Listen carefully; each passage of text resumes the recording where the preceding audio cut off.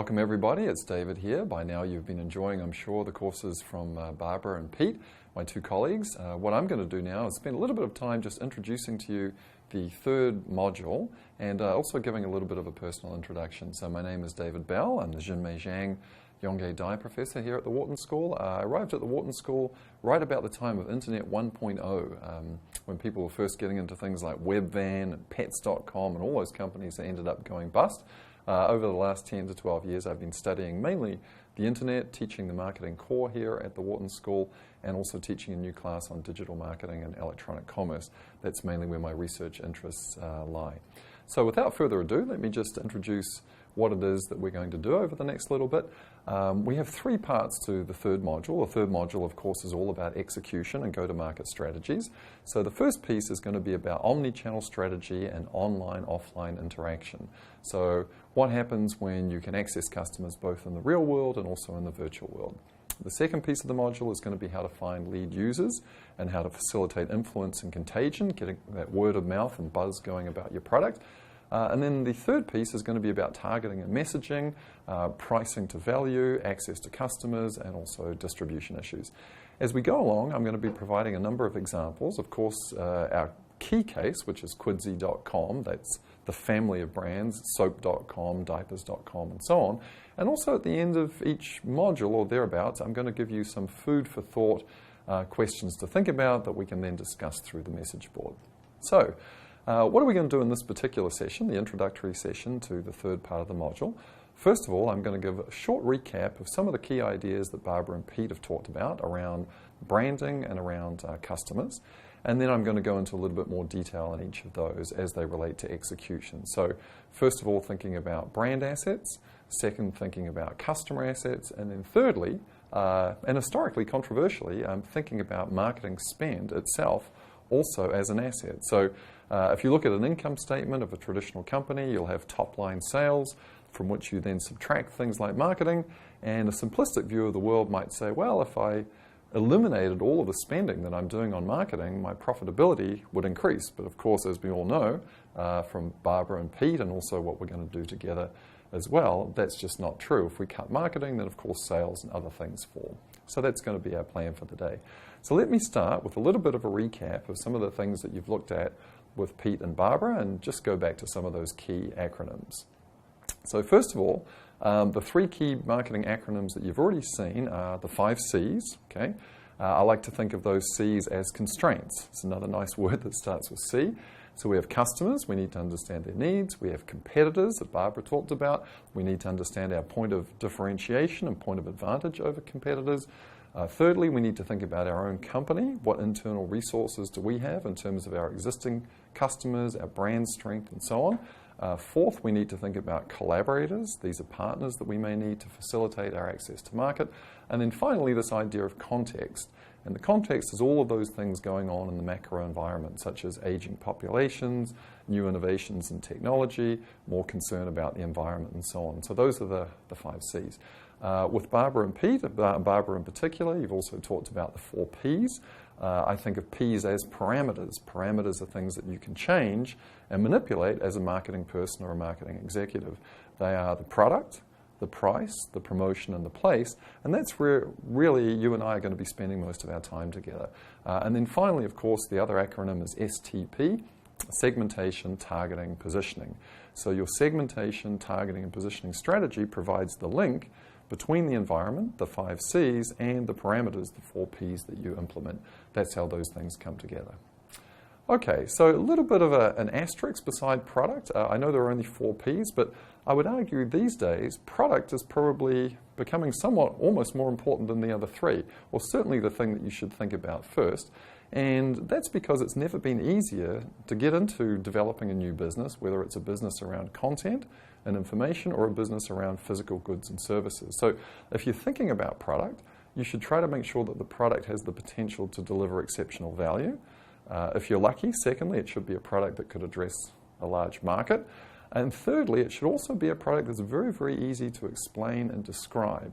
So as we now have about 1 billion people around the world holding on to computers in their pockets, things like this little iPhone here, That means that if I come across some interesting new product or service and I want to tell you about it, I might be able to actually show you in the phone itself. So it should be a product that's easy to explain and describe.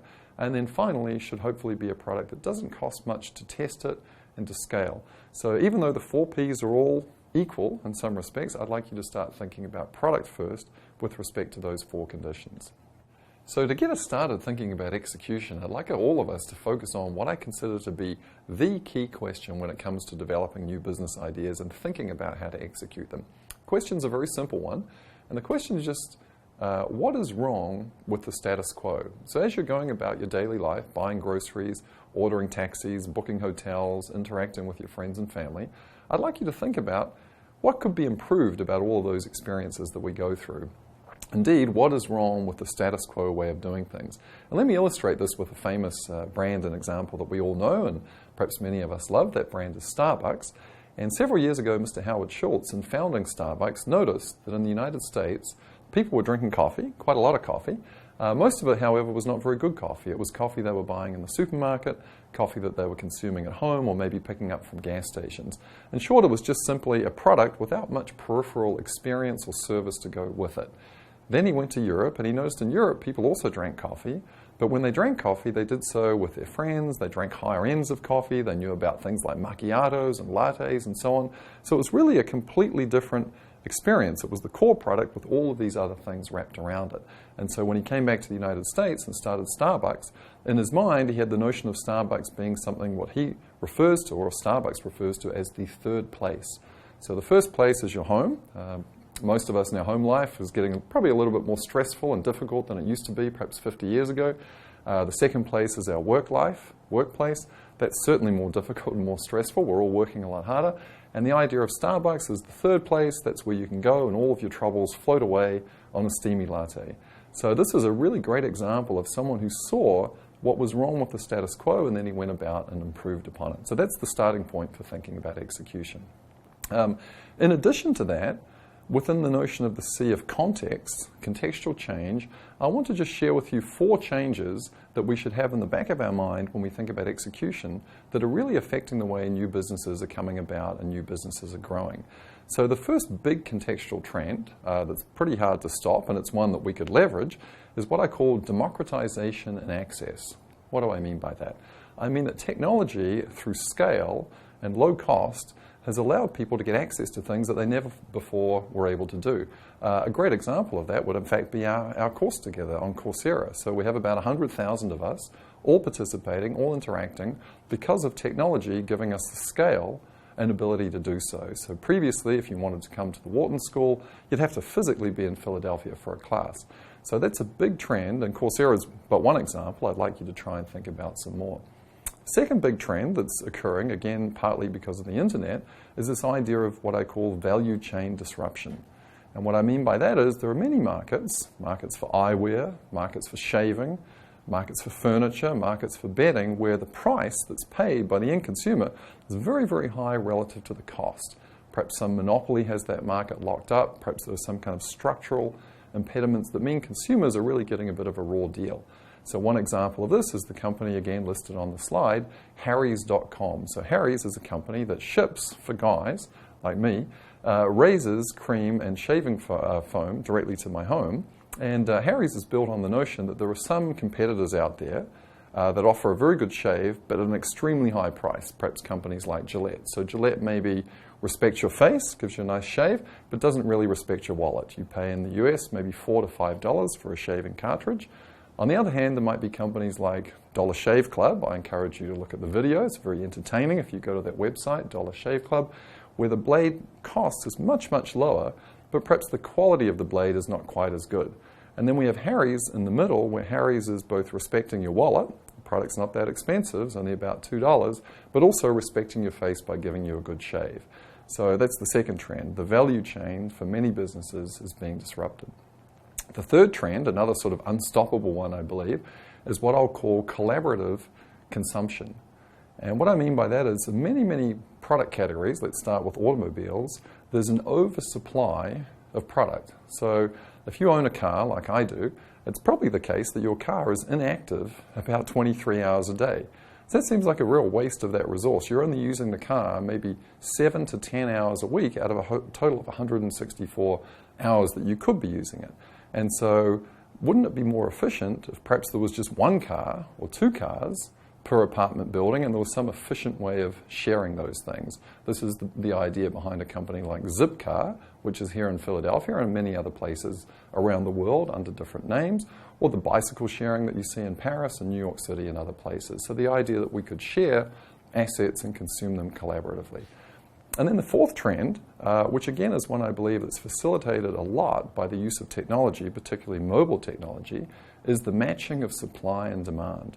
So think about going out at night with a group of friends and trying to find a taxi cab, particularly if you're off the main area of whatever city it is that you're in, can be very, very difficult.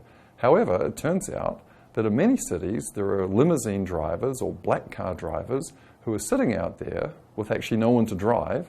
And so if there was some way of matching that supply and demand, then you could create a ride for someone like me who needs to get home and create some money for somebody like the driver who would like to benefit from that excess demand. So a company that really shows that is a company called Uber, uber.com. It's also on the slide. So those are the four key trends that I'd like you to think about in terms of being able to execute on new businesses in innovative kind of ways. Okay, next thing I want to introduce here is a framework for execution that really ties back to the things that Pete and Barbara have also been talking about. And this is something I call Marketing Math 101. It's kind of a simple idea. The only math that's in there is actually a multiplication sign, so don't be too concerned that it's going to be overly technical. And Marketing Math 101 says the following. It says that your success in a market is equal to how good the product or service is interacted or multiplied by how good the marketing is. So let me explain those components. First of all, let's start with the product. So the product or service that you're offering, imagine it could be rated on a scale of 0 to 10, where 0 means the product is really, really lousy, and 10 means that the product is absolutely fantastic. Okay? Marketing means two things. First of all, marketing means the fit to the customer and the brand through segmentation, targeting, and positioning. And then the other three Ps, the price, the promotion, and also the place or the distribution strategy. So imagine you have the greatest product in the world. It's a 10 out of 10 product or service, but you've done lousy pricing, horrible promotion, and you've used completely the wrong distribution strategy such that your marketing effort is really worth a 0. Well, 10 times 0 is 0. Having a great product won't take you all the way. Similarly, if you were just a marketing genius, you had exactly the right price, chasing exactly the right people, with exactly the right promotional message and exactly the right place, but you know what? Your product was lousy. And the word about that got out pretty quickly. You were 10 out of 10 on marketing, but you were 0 out of 10 on product or service. 10 times 0 is also 0. Okay? So it shows two very interesting things here, guys. Number one, that you have to be good at both. It's a multiplicative relationship. The product or service has to be great, and so does the marketing. And if both of them are great, you'll have this exponential success. Secondly, and I think more subtly, sometimes if you're failing, your first instinct might be, gee, what's wrong with my product? What's wrong with my service? That might in fact be the wrong instinct. It could be that your product or service is just fine, but you haven't targeted it to the right customers, you haven't used the right promotional message, you haven't set the right price, and so on. So this is a way to think about success or failure as a function of two very simple components, the marketing execution and also the product execution.